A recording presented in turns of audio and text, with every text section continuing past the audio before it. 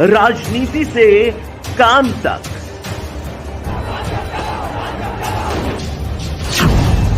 अपराध से अंजाम तक, खेत से खलिहान तक, खिलाड़ी से मैदान तक, आईफा की धमाकेदार रात, सितारों से आसमान तक, अब हर खबर पर होगी हमारी नजर। पल पल बदलती देश और दुनिया की हर खबर पाइए सीधा अपने मोबाइल पर।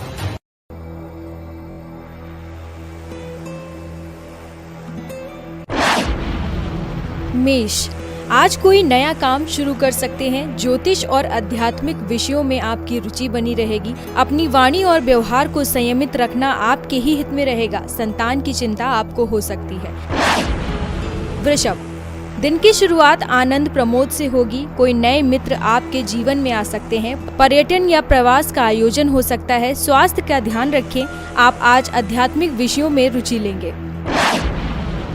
मिथुन, आज का आपका दिन मनोरंजन और आनंद लूटने का है। शारीरिक और मानसिक स्वास्थ्य अच्छा रहेगा। परिवार जनों के साथ हंसी खुशी का माहौल रहेगा।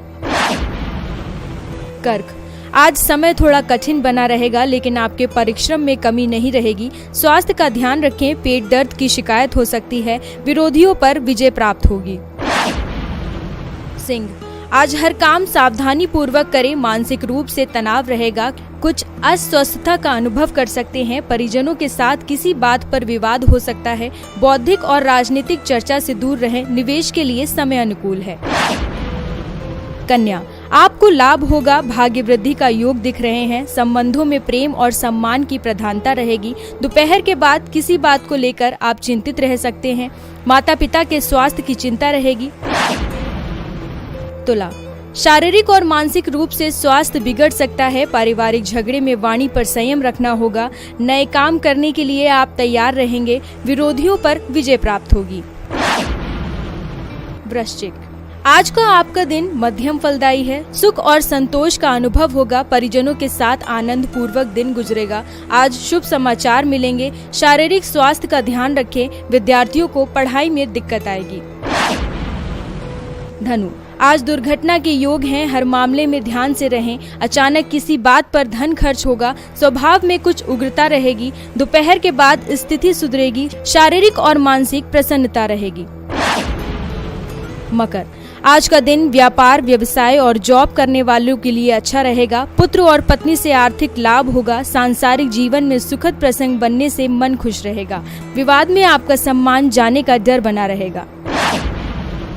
कुंभ, आज का दिन लाभकारी है। व्यापार के क्षेत्र में आपको लाभ प्राप्त होगा। घर परिवार और समाज में आपकी प्रतिष्ठा बढ़ेगी। संतान की संतोषजनक प्रगति से आपका भी हृदय मन प्रसन्न रहेगा। पारिवारिक जीवन में आनंद रहेगा। मीन, साहित्यिक गतिविधि में आज आपकी रुचि बनी रहेगी। आज कोई नए काम शुरू कर पाएंगे। किसी धार्मिक यात्रा के योग हैं। धन लाभ का योग है। मित्रों से लाभ होगा।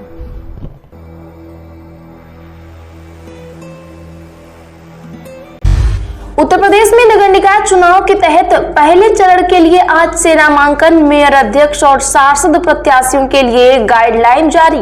दरअसल दोस्तों बता दें कि उत्तर प्रदेश में नगर निकाय चुनाव को लेकर आचार संहिता लग चुकी है। 11 अप्रैल से यानी आज से पहले चरण के लिए अधिसूचना जारी हो जाएगी और नामांकन का दौर शुरू होगा। इसके लिए गाइडलाइन जारी हो गई है। नगर निगम के मेयर और नगर पंचायत व पालिका परिषद के लिए चुनाव होगा। महापौर और अध्यक्ष के लिए जरूरी है कि प्रत्याशी संबंधित नगर निकाय का निर्वाचक हो और 30 वर्ष की आयु पूरी कर ली हो। उत्तर प्रदेश में पशुपालन के लिए जमीन और गाय दोनों देगी योगी सरकार। कैबिनेट में आ रहा प्रस्ताव, दुग्ध उत्पादन बढ़ाने को तैयारी। जी हाँ, बता दें कि उत्तर प्रदेश में दुग्ध उत्पादन बढ़ाने के लिए योगी सरकार नई पहल करने जा रही है। प्रदेश सरकार पशुपालन में निवेश करने वाले उद्यमियों व कारोबारियों के लिए योजना ला रही है। इसके तहत PPP मोड पर सरकार के साथ मिलकर काम करने की इच्छुक उद्यमियों और कारोबारियों को प्रदेश सरकार लीज पर 30 एकड़ जमीन और 4000 गायें उपलब्ध करवाएगी। इन गायों की देखभाल, टीकाकरण आदि में भी सरकार सहयोग करेगी। उत्तर प्रदेश में एक भी दिन नहीं पढ़ाया, विशिष्ट BTC 2004 के प्रशिक्षुओं को लाखों मानदेय देगी योगी सरकार। बता दें कि उत्तर प्रदेश में विशिष्ट BTC 2004 बैच में प्रशिक्षण के बावजूद बेरोजगार अभ्यर्थियों को सरकार लाखों रुपए स्टाइपेंड यानी मानदेय देने जा रही है। इसके लिए अधिकारियों ने परिषदीय प्राथमिक स्कूलों में नियुक्ति की अधिकतम आयु 50 वर्ष कट ऑफ निर्धारित किया है। खास बात यह है कि सालों तक अपने हक की लड़ाई लड़ने वाले इन बेरोजगारों ने एक भी दिन शिक्षण कार्य नहीं किया है। सीएम योगी आदित्यनाथ ने सौगातों व संवादों से दी यूपी निकाय चुनाव में भाजपा की तैयारियों को धार, तेज हुई मुहिम। जी हां, यूपी निकाय चुनाव की डुगडुगी बजने से पहले ही मुख्यमंत्री योगी आदित्यनाथ ने सौगातों और संवादों के जरिए भाजपा की चुनाव तैयारियों को धार दे दिया है। करोड़ों अरबों की योजनाओं के साथ ही बड़ी सभाओं को संबोधित कर मुख्यमंत्री ने लोगों को केंद्र व प्रदेश सरकार की रीतियों व नीतियों से जोड़ने का काम किया है। सीएम के अलावा प्रदेश सरकार के मंत्री, भाजपा के पदाधिकारी, विधायक, सांसद भी इस समय प्रभावी मतदाता सम्मेलन के माध्यम से सीधे जनता से जुड़ रहे हैं। इन कार्यक्रमों से भाजपा ने निकाय चुनाव के मतदाताओं को पूरी तरह अपने पक्ष में करने की मुहिम को तेज कर दिया है। उत्तर प्रदेश में अंबेडकर जयंती तक 1 करोड़ परिवारों को नल कनेक्शन देने का ऐलान। जी हां, बता दें कि 14 अप्रैल को बाबा साहेब डॉक्टर भीमराव अंबेडकर जयंती पर उत्तर प्रदेश में 1 करोड़ से अधिक ग्रामीण परिवारों को नल कनेक्शन दिए जाएंगे। ये लक्ष्य जल शक्ति मंत्री स्वतंत्र देव सिंह ने आज नमामि गंगे एवं ग्रामीण जलापूर्ति विभाग के अधिकारियों को दिए। वह गोमती नगर के किसान बाजार स्थित कार्यालय में आज संबंधित विभागों के विभिन्न कार्यों की समीक्षा कर रहे थे। पीएम किसान सम्मान निधि की 14वीं किस्त पर बड़ी अपडेट। इस महीने में आ सकता है पैसा, तैयार रखें ये डॉक्यूमेंट। जी हां, बता दें कि केंद्र सरकार की पीएम किसान सम्मान निधि योजना की 14वीं किस्त की तारीख जल्द जारी हो सकती है।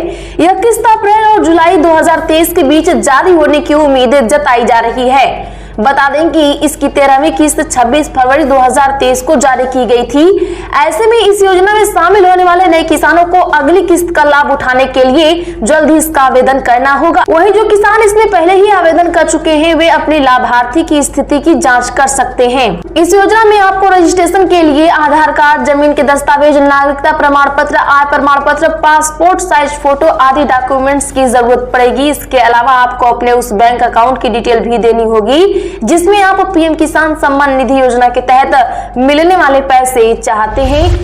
उत्तर प्रदेश में नफरत बढ़ाने वाली प्रवृत्ति पर सख्ती जरूरी, फेसबुक पोस्ट पर हाई कोर्ट गंभीर। जी हां, बता दें कि इलाहाबाद हाई कोर्ट ने भगवान शिव को लेकर फेसबुक पर आपत्तिजनक पोस्ट करने के आरोपी के खिलाफ आपराधिक कार्यवाही रद्द करने से इनकार कर दिया है। कोर्ट ने कहा कि जिस अपराध से समुदायों व वर्गों के बीच नफरत को बढ़ावा देने की प्रवृत्ति होती है उसे सख्ती से खत्म करना होगा। ऐसे अपराधों को समाज में फलने फूलने की अनुमति नहीं दी जा सकती।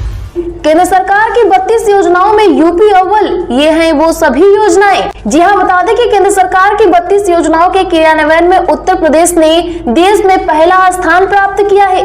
मुख्यमंत्री योगी आदित्यनाथ के नेतृत्व में प्रदेश सरकार के मंत्रियों और अधिकारियों ने मिशन मोड में केंद्र सरकार की योजनाओं का क्रियान्वयन किया। प्रधानमंत्री आवास योजना, स्वच्छ भारत मिशन में शौचालयों का निर्माण, सौभाग्य योजना, प्रधानमंत्री जन धन योजना, मनरेगा का क्रियान्वयन, कोरोना जांच व टीकाकरण जैसे महत्वपूर्ण कार्यक्रमों में उत्तर प्रदेश अव्वल प्रदेश बनकर उभरा है। उत्तर प्रदेश में कोरोना के 1282 एक्टिव केस, 24 घंटे में मिले 176 पॉजिटिव केस। लखनऊ में सबसे ज्यादा 61 संक्रमित। जी हां, उत्तर प्रदेश में कोरोना संक्रमण एक बार फिर से बेकाबू हो रहा है। आज सुबह आई रिपोर्ट में एक्टिव केस का आंकड़ा 1282 तक पहुंच गया। बता दें कि 24 घंटे में प्रदेश में 176 नए संक्रमित मिले हैं। सबसे ज्यादा मरीज राजधानी लखनऊ में है। यहाँ लगातार दूसरे दिन 60 से ज्यादा पॉजिटिव केस आए हैं। आपको बता दें तो प्रदेश में अब सिर्फ 12 ऐसे जिले हैं जहाँ कोरोना संक्रमित मरीज नहीं है। बाकी 63 जिलों में कोरोना संक्रमण तेजी से फैल चुका है। इस दौरान 86 मरीज रिकवर हुए। जारी हुई सीजीएल परीक्षा की अधिसूचना 7,500 वैकेंसी 3 मई तक करें आवेदन। जी हाँ, बता दें कि स्टाफ सिलेक्शन कमीशन द्वारा कंबाइंड ग्रेजुएट लेवल एग्जाम 2023 के लिए नोटिफिकेशन जारी कर दिया गया है। सीजीएल नोटिफिकेशन 2023 जारी होने के बाद आवेदन प्रक्रिया भी शुरू हो गई है। कैंडिडेट्स नोटिफिकेशन और एप्लीकेशन के लिए आधिकारिक वेबसाइट ssc.nic.in पर विजिट करें। इसकी लास्ट डेट 3 मई है। समर सिंह की पुलिस कस्टडी रिमांड पर फैसला। अब आज जेल में बंद भोजपुरी गायक है गुमसुम। बता दें कि भोजपुरी अभिनेत्री आकांक्षा दुबे प्रकरण के उकसाने के आरोपी समर सिंह की पुलिस कस्टडी रिमांड की अर्जी पर आज कोर्ट का आदेश आ सकता है। दरअसल बता दें कि सिविल जज फास्ट ट्रैक कोर्ट सौरभी पाठक की अदालत ने आकांक्षा दुबे प्रकरण में जेल में भेजे गए समर सिंह को रिमांड आवेदन की प्रति उपलब्ध कराने के लिए आज जिला कारागार से कोर्ट में तलब किया जाएगा। जयंत चौधरी को लगा बड़ा झटका। चुनाव आयोग ने रालोद से छीना राज्य स्तरीय पार्टी का दर्जा, कार्यकर्ताओं में मायूसी। बता दें कि विधानसभा चुनाव में 8 सीटें जीतने वाली राष्ट्रीय लोक दल के अध्यक्ष चौधरी जयंत सिंह को बड़ा झटका लगा है। भारत निर्वाचन आयोग ने राष्ट्रीय लोक दल की पार्टी से उत्तर प्रदेश से राज्य स्तर की पार्टी का दर्जा छीन लिया है। उत्तर प्रदेश में औद्योगिक इकाइयों को तुरंत होगी 90% SGST की प्रतिपूर्ति। जी हाँ, बता दें कि उत्तर प्रदेश में निवेश करने वाली औद्योगिक इकाइयों की वित्तीय इंसेंटिव के रूप में राज्य माल एवं सेवा कर की 90% राशि की प्रतिपूर्ति तुरंत की जाएगी। औद्योगिक विकास विभाग ने SGST की गणना के लिए मानक संचालन प्रक्रिया निर्धारित की है। उत्तर प्रदेश में निकाय चुनाव के लिए केंद्र से मांगेंगे 50 कंपनी अर्धसैनिक बल, 1 लाख पुलिस की लगेगी चुनाव में ड्यूटी। दरअसल दोस्तों बता दें कि उत्तर प्रदेश में सरकार निकाय चुनाव को शांति से संपन्न कराने के लिए केंद्र से अर्धसैनिक बल की मांग करेगी। वर्ष 2017 के निकाय चुनाव में गृह मंत्रालय ने 40 कंपनी अर्धसैनिक बल मुहैया कराया था। सूत्रों की माने तो इस बार 50 कंपनी अर्धसैनिक बल भेजने का अनुरोध किया जाएगा। वहीं प्रदेश पुलिस के करीब 1 लाख कर्मियों को चुनाव ड्यूटी में लगाने की तैयारी है। अशद की लोकेशन ढूंढते ढूंढते भूटान सीमा तक पहुंच गई यूपीएसटीएफ, नेपाल में भी तलाश जारी। दरअसल बता दें कि प्रयागराज में उमेश पाल कांड के बाद से पुलिस के लिए चुनौती बने हुए माफिया अतीक अहमद के बेटे अशद और गुड्डू मुस्लिम की तलाश में एसटीएफ अब भूटान सीमा पर पहुंची है। यहीं पर परिवार के 2 अन्य करीबियों के भी शरण लेने का पता चला है। दिल्ली में गिरफ्तार अशद के 3 मददगारों से भी पुलिस को कई जानकारियां मिली है। बिजली खरीद रही सरकार, बोली लगाने में यह कंपनी आगे, अंबानी की रिलायंस को पछाड़ा। दरअसल दोस्तों बता दें कि गर्मी के मौसम में बिजली संकट दूर करने के लिए केंद्र सरकार एक्शन मोड में है। इसी के तहत सरकार ने 1100 मेगावाट गैस आधारित बिजली की आपूर्ति के लिए टेंडर जारी किया था। इस टेंडर के लिए सबसे कम बोली टोरेंट पावर ने लगाई है। इसी के साथ टोरेंट पावर ने मुकेश अंबानी की रिलायंस इंडस्ट्रीज को पछाड़ दिया है। सभी छात्राओं को मुफ्त मिले सैनिटरी पैड्स, सुप्रीम कोर्ट का स्कूल शिक्षण संस्थानों को खास निर्देश। जहाँ बता दें कि सुप्रीम कोर्ट ने आज एक अहम फैसला सुनाते हुए सभी स्कूलों और शिक्षण संस्थानों को एक खास निर्देश दिया है। इस निर्देश के तहत इन सभी को वहां पढ़ने वाली छात्राओं को मुफ्त सैनिटरी पैड देने के लिए कहा गया है। मुख्य न्यायाधीश DY Chandrachud, justice PS Narasimha और जस्टिस JB पारदीवाला की बेंच ने यह फैसला सुनाया है। ये फैसला जया ठाकुर की जनहित याचिका पर दिया गया है। यूपी निकाय चुनाव में सीटों पर तालमेल बिठाने में जुटे सपा और रालोद कमेटी का भी गठन। जी हां, बता दें कि उत्तर प्रदेश में नगर निकाय चुनाव का कार्यक्रम जारी होते ही राजनीतिक दलों ने अपनी तैयारी तेज कर दी है। इस चुनाव में भी गठबंधन बनाए रखने के लिए समाजवादी पार्टी और राष्ट्रीय लोकदल में बातचीत जारी है। इस बीच रालोद ने चुनाव के लिए 3 सदस्यीय चयन समिति का भी गठन कर दिया है। रालोद के राष्ट्रीय अध्यक्ष जयंत चौधरी सिंह ने नगर निकाय चुनाव के लिए गठित इस 3 सदस्यीय चयन समिति में राष्ट्रीय महासचिव सुखबीर सिंह गठीना, राष्ट्रीय सचिव रमा नागर व राष्ट्रीय कार्यकारिणी सदस्य नरेंद्र सिंह को भी शामिल किया है। पसमानदा मुस्लिमों को लेकर सपा, बसपा और कांग्रेस पर राजभर का तीखा प्रहार, भाजपा के लिए कही ये बात। बता दें कि सुहेलदेव भारतीय समाज पार्टी के अध्यक्ष ओम प्रकाश राजभर ने सपा, बसपा और कांग्रेस पर बड़ा प्रहार किया है। उन्होंने कहा कि ये तीनों दल इस समय पसमानदा मुस्लिमों को भाजपा का भय दिखा रहे हैं। ये दल जब सत्ता में रहते हैं तो मुसलमानों के लिए कुछ नहीं करते हैं। अब इन्हें यह भय सता रहा है कि कहीं ये वोट बैंक भाजपा के साथ न चला जाए। वहीं राजभर ने कहा कि वह इस समय किसी गठबंधन में नहीं है। नगर निकाय चुनाव वह अकेले लड़ेंगे। जिन निकायों में उनकी पार्टी का संगठन आधार मजबूत है वहाँ प्रत्याशी उतारेंगे। उन्होंने फिर से दोहराया कि राम व कृष्ण की धरती उत्तर प्रदेश में शराबबंदी का फैसला करे प्रदेश सरकार। खेत में लगी आग से खाक हुए किसानों के अरमान, देखते ही देखते 200 बीघा गेहूं की फसल जलकर नष्ट।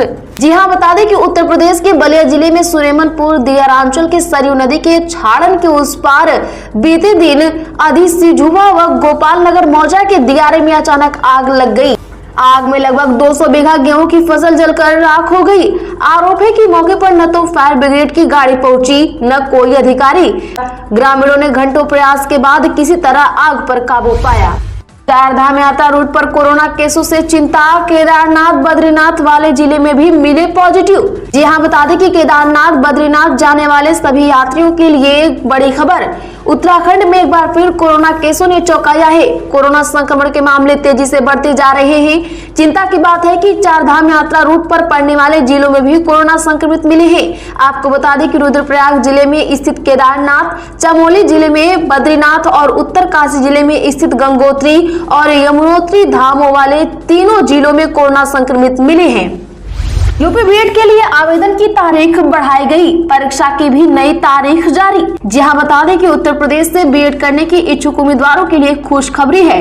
जिन उम्मीदवारों ने उत्तर प्रदेश बीएड के लिए अभी तक आवेदन नहीं किया था, वे उत्तर प्रदेश में बीएड प्रवेश परीक्षा के लिए अब 15 मई तक आवेदन कर सकते हैं। आवेदन की तारीख को अप्रैल से बढ़ाकर अब 15 मई कर दी गई है। यही नहीं, परीक्षा की तारीख को भी बदला गया है। अब 15 जून को परीक्षा होगी। उत्तर प्रदेश में मछुआरों को योगी सरकार ने दी बड़ी सौगात, नाव की खरीद पर 40% तक मिलेगी सब्सिडी। जहां बता दें कि उत्तर प्रदेश के मछुआ और मल्लाह समुदाय के लिए योगी आदित्यनाथ सरकार ने बड़ा ऐलान किया है।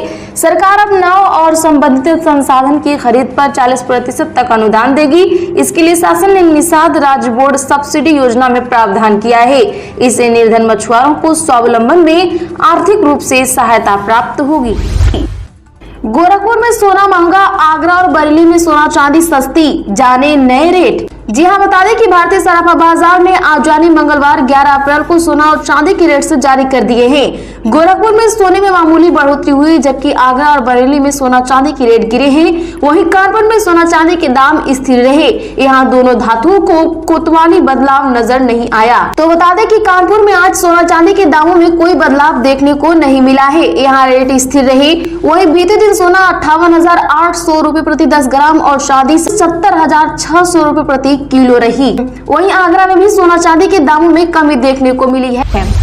रमजान पर ज्ञानव्यापी परिसर में मिलेगी वजू की इजाजत, 14 अप्रैल को सुप्रीम कोर्ट में सुनवाई। जी हां, बता दें कि सुप्रीम कोर्ट वाराणसी स्थित ज्ञानव्यापी मंदिर परिसर में रमजान के महीने में वजू करने की अनुमति देने की गुजारिश करने वाली अंजुमन इंतजामिया मस्जिद समिति की याचिका पर 14 अप्रैल को सुनवाई करने के लिए आज तैयार हो गया। बता दें कि अंजुम इंतजामिया मस्जिद समिति ने रमजान में ज्ञानव्यापी मंदिर परिसर में वजू की अनुमति मांगी है। अब यूएस जाना होगा और महंगा, स्टूडेंट और टूरिस्ट वीजा फीस में इजाफा, जाने कब से होगा लागू। जब बता दें कि अमेरिका जाने की चाहत रखने वाले विद्यार्थियों और पर्यटकों को जो बाइडेन प्रशासन ने झटका दिया है। बता दें कि अमेरिका वीजा $25 महंगा होने जा रहा है। अमेरिकी विदेश विभाग ने गैर अप्रवासी वीजा के शुल्क में वृद्धि की घोषणा की है। घोषणा के मुताबिक टूरिस्ट वीजा, स्टूडेंट वीजा और एक्सचेंज विजिटर वीजा की फीस में $25 की बढ़ोतरी की गई है। अमेरिकी विदेश विभाग के इस फैसले से भारतीय छात्रों और पर्यटकों को बढ़ी हुई वीजा फीस का भार झेलना होगा। पहले ये फीस $160 थी, जो अब बढ़कर $185 हो जाएगा। नई वीजा दरें 30 मई से लागू होंगी। उत्तर प्रदेश में चढ़ेगा पारा, तेज धूप के साथ चलेगी हवाएं, जानिए आपके इलाके में मौसम का हाल। जी हाँ, बता दें कि उत्तर प्रदेश में अब मौसम का मिजाज बदलने लगा है। मार्च महीने के आखिर में और अप्रैल महीने की शुरुआत में हुई बारिश की वजह से लोगों को गर्मी से काफी राहत मिली थी, लेकिन अब तापमान में बढ़ोतरी होने और दिन के वक्त में तेज धूप के कारण गर्मी का असर अब बढ़ने लगा है। बता दें कि आज राज्य के कई हिस्सों में तेज हवाएं चलने की संभावना जताई गई है। मौसम विभाग के मुताबिक उत्तर प्रदेश के ज्यादातर हिस्सों में इस पूरे हफ्ते मौसम शुष्क रहेगा, आसमान एकदम साफ रहेगा, पूरे दिन तेज धूप निकलेगी और आसमान बिल्कुल साफ रहने की संभावना है।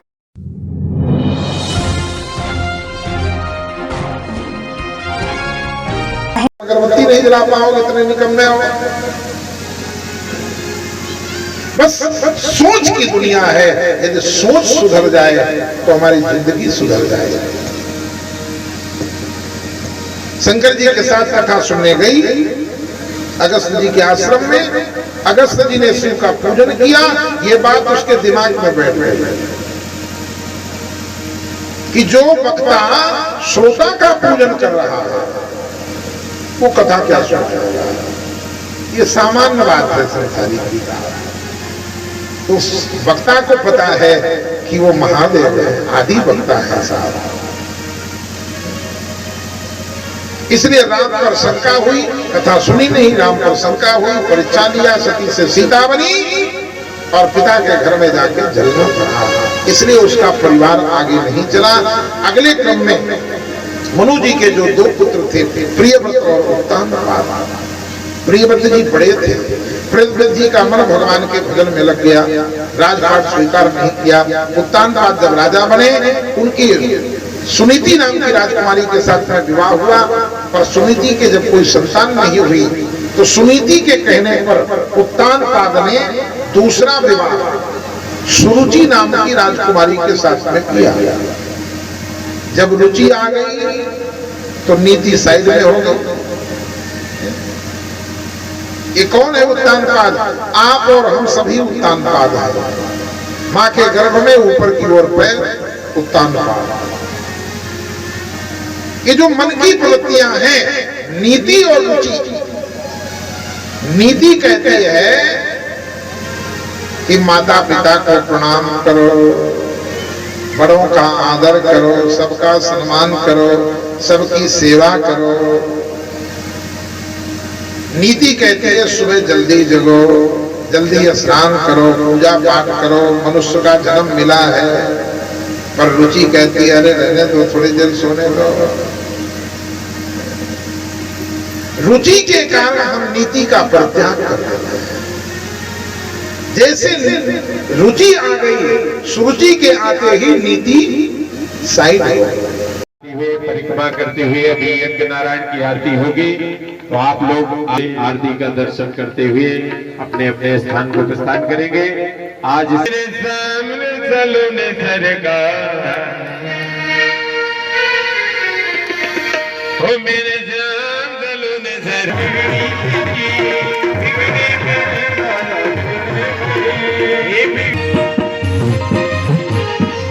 मुरली मनोहर नंद की लाला, मुरली मनोहर मुरली मनोहर नंद की लाला, मुरली मनोहर।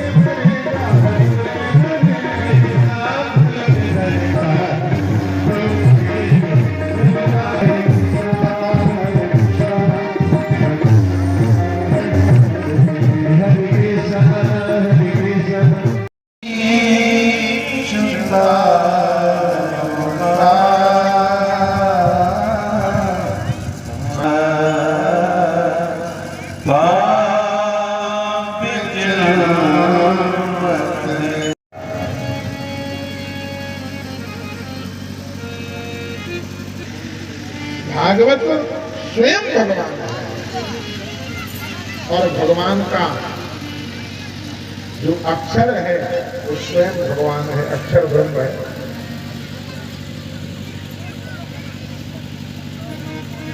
तो जन्माद्यस्य जो भगवान जिसे किसी के वोट की जरूरत नहीं है, किसी स्वयं की सत्ता है, इसलिए उनको स्वराट कहते हैं। राजनीति की धार हो या खेल की रफ्तार, गांव की चौपाल हो या शहरों का धमाल, आप तक पहुंचेगी हर एक खबर सबसे